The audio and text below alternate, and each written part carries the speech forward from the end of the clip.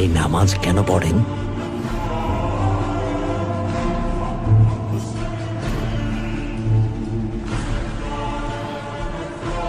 নামাজের মাধ্যমে শুকরিয়া আদায় করি।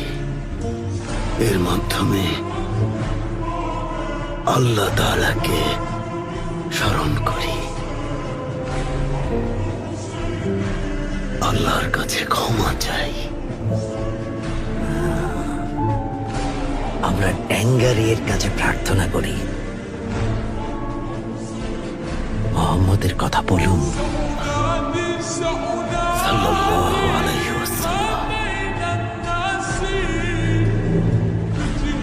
ওসমান বেও এই নামটা যখন শোনেন ওটা বলে চুপ থাকেন